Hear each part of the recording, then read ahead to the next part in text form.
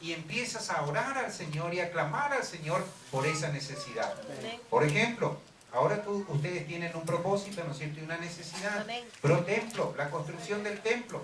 Qué bueno sería que la iglesia entera, ¿no es cierto?, asignara un día y dijera, el día lunes o el día martes, toda la iglesia va a dejar de comer los alimentos normales, ¿no es cierto? Y todos vamos a orar con ese, y nos vamos a unir en ese espíritu, clamando a Dios con este propósito principal que es la construcción del templo. Amén, aleluya.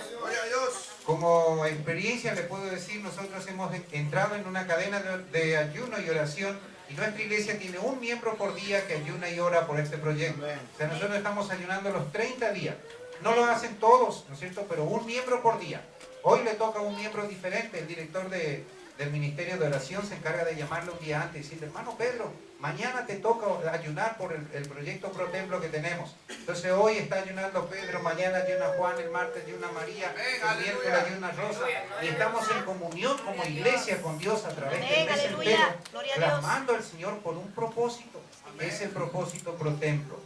De esa manera, hermanos, nosotros vamos a romper esas cadenas y ganar esa batalla espiritual, porque detrás de esto está Satanás queriendo que este objetivo no se logre. ¿Por qué tenemos que ayunar? Hay muchas razones, hay muchos beneficios de salud que te produce el ayuno. Sin embargo, ¿no es cierto?, es importante porque no solamente te va a dar un beneficio físico, sino te va a dar un beneficio espiritual. El ayuno va a purificar tu vida, porque tú vas a tomar tiempo para orar y el Espíritu Santo va a hablar a tu corazón y tú te vas a empezar a acordar de las cosas que haces mal y le vas a confesar al Señor, Señor, perdóname por esto, yo no me di cuenta, pero el Espíritu Santo va a empezar a purificar tu corazón y tu vida. ¿Saben que tu cuerpo se purifica con el ayuno? Hay muchas personas que han ayunado varios días y han tomado esta disciplina como una práctica personal y resulta que se han sanado de cáncer, han tenido experiencias extraordinarias. No solo porque Dios obra, porque el cuerpo necesita ese proceso de descanso para funcionar bien. Señor. Mucha gente tiene muchos problemas de digestión y de estómago. El ayuno es el mejor remedio. ¿Saben que los japoneses tienen el ayuno, la medicina del agua? Ellos solamente toman agua por semanas enteras y eso purifica su cuerpo y le da la posibilidad al cuerpo a descansar y a reorganizarse, ¿no es cierto? Y revitalizarse y volver después a trabajar normalmente. Así que no solamente el ayuno nos trae un beneficio espiritual, sino también nos trae un beneficio físico. Hay todo un estudio hecho por profesionales de la bendición que es ayunar. No tenemos tiempo para mirar ahora, pero tú tienes la computadora, el internet, entra ahí en internet y tú vas a encontrar todos los beneficios que se puede encontrar o ser bendecidos a través, ¿no es cierto?, de esta disciplina del ayuno. Pero por sobre todas las cosas, la bendición espiritual. ¿Qué es el ayuno? Saben que en estos días, hablando con un hermano y le comentaba esta experiencia, me dice, pero no, ¿sabe qué? El líder de nuestra iglesia me dijo que no podemos ayunar, que no debemos ayunar, porque eso es como hacer una huelga de hambre para que Dios nos escuche. Y eso no es bueno, no tenemos que presionar a Dios de esa manera. Y le digo, la verdad que si uno lo mira humanamente parece que tenés razón. Pero miremos la palabra que dice. Amén. Es un mandamiento del Señor. Señor. Es cierto, y los mandamientos del Señor no se discuten, simplemente se cumplen. Y entonces la palabra de Dios nos dice que esta expresión de nuestro corazón no es más que un profundo deseo cuando nosotros estamos necesitando algo o clamando por algo. Hoy puede ser Pro Templo, mañana puede ser el trabajo que tú necesitas, pasado puede ser a lo mejor la educación de un hijo que tú necesitas, a lo mejor una necesidad personal tuya, un problema personal. No importa cuál sea el propósito, pero ayuna con un propósito. Y cuando tú recibes la respuesta de parte de Dios, honra y glorifica a Dios con esos testimonios que Dios ha hecho en tu vida también. Porque ese es el plan. Dios bendice a uno para que a través de ese testimonio otros sean bendecidos. Dios gana a una persona y lo saca del mundo de las drogas para que éste ahora vaya a su mundo, ahí en las drogas, que tal vez yo no estoy, ni tú puedes llegar, pero él sí, y él va a ser testimonio a los demás, ¿no es cierto? Ese es el plan de Dios. O sea, el propósito de Dios siempre es multiplicador. Dios siempre trata con nosotros con ese efecto dominó, ¿no es cierto? No sé si conocen el dominó. Una piecita cae sobre la otra y después le tumba a todas, ¿no es cierto? Va echando a todas, pero fue una la que se cayó primero. Pero esa hizo que todo el juego caiga. Eso es lo que Dios hace con nosotros.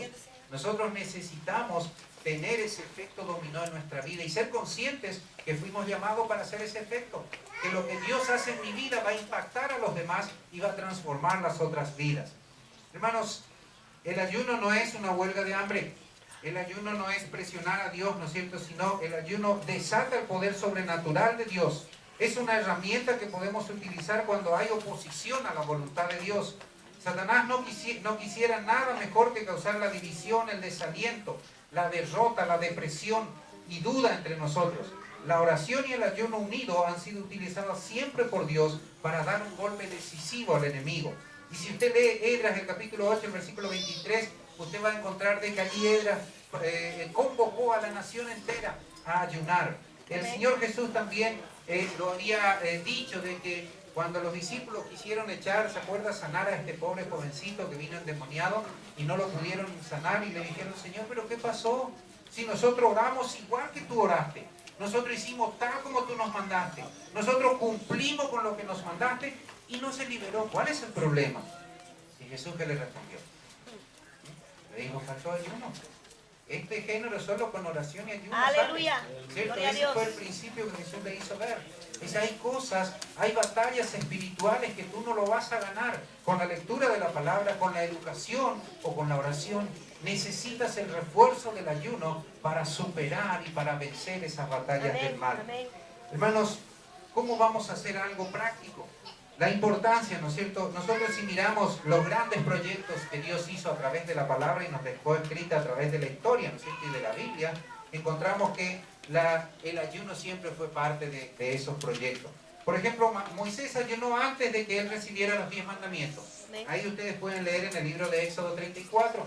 Encontramos también que los israelitas ayunaron antes de una victoria milagrosa, allí en 2 Crónicas 20. Cuando venía Josafat, ¿no es cierto? Le dieron el aviso a Josafat y le dicen, viene una gran multitud, como si fuese un mar en contra del pueblo de Israel. Y el pueblo de Israel era pequeño. Ellos decidieron ayunar y clamar al Señor y ganaron la batalla. Gloria a Dios. Daniel, ¿se acuerdan de Daniel? Daniel ayunó para recibir la dirección de Dios. Él necesitaba esa dirección de Dios y resulta que él decidió ayunar y pedir esa dirección de Dios y Dios lo dirigió y por eso es que tenemos ese libro de Daniel y la historia de su vida, ¿no es cierto? Amén. Como un ejemplo para nosotros. Amén. Así que hermanos, el ayuno es la primera herramienta que tú tienes que usar para vencer el mal, para vencer el mundo espiritual. Pero ahora vamos a otra. ¿Saben que Nehemías el capítulo 1 quiero leer con ustedes? Los que tienen Biblia me pueden acompañar. Aquí encontramos a Nehemías, un líder, ¿no es cierto?, que también decidió ayunar en una oportunidad. Les voy a hacer la historia, no les voy a leer para que ganemos tiempo. Resulta que el hermano de Nehemías, ¿no es cierto?, viene de Jerusalén y Nehemías era el copero del rey, esclavo en otra nación. Pero él viene, de su tierra viene, ¿no es cierto?, uno de sus hermanos y le dice, ¿cómo está Jerusalén? ¿Cómo está nuestra tierra? Y entonces él le dice, mira, está destruida. Sus muros han sido derribados, el ejército ha hecho un desastre, no tenemos pero nada. Y le cuenta, ¿no es cierto?, la miseria que su pueblo estaba pasando. Fíjense lo que le dice, el remanente, el versículo 3. Los que quedaron de la cautividad allí en la provincia están en gran mal y afrenta, y el muro de Jerusalén derribado y sus puertas quemadas a fuego. No había peor crisis en el pueblo de Israel que en este momento. ¿No es cierto? Sus muros derribados, su ciudad destruida, todo destruido, su cosecha destruida, su pueblo llevado esclavo. Cuando oyó Nehemías esto, ¿qué hizo él? El versículo 4. Cuando oí estas palabras me senté y lloré. Esta es la parte humana, ¿no es cierto? Cuando él escucha la mala noticia y a nosotros nos pasa. Amén. Humanamente, cuando escuchamos una noticia, ¿no es cierto?, desgarradora, pues lamentamos, lloramos, somos parte. Nuestra humanidad nunca se ha perdido por ser hijos de Dios. Seguimos siendo humanos. Esto le pasó a Nehemías. Pero después, ¿qué hizo? Dice, e hice duelo por algunos días y ayuné y oré delante del Dios de los cielos. Lo que él hizo es ayunar, ¿no es cierto?, y entrar a la presencia de Dios y clamar a Dios por su pueblo. Pero él era inteligente y Dios le había dado la sabiduría, ¿no es cierto? Y él dijo, ¿qué pasó? Claro, destruyeron los muros de Jerusalén, no tenemos protección y por eso que los ladrones entran y roban y llevan la cosecha y nos destruyen a nuestro pueblo. Y Dios puso el sentir en su corazón ese anhelo y ese sueño de construir los muros, ¿no es cierto? Y Nehemías fue el constructor de los muros de Jerusalén. Amén. Pero yo les quiero hacer pensar cómo él llevó a cabo este sueño, este anhelo de su corazón. Cuando él ora allí al Señor y busca la dirección de Dios, Dios pone ese sentir en él. Voy a ir a construir los muros. Y fíjense que él no solamente se quedó con ese sueño, empezó a compartir con sus compañeros que estaban allí, ¿no es cierto? Cautivos también. Pero ¿qué les dijo? Ayunemos y oremos por este proyecto. Vamos a orar y vamos a ayunar y vamos a clamar a Dios. Fíjense el resultado del ayuno y la oración después de unos días.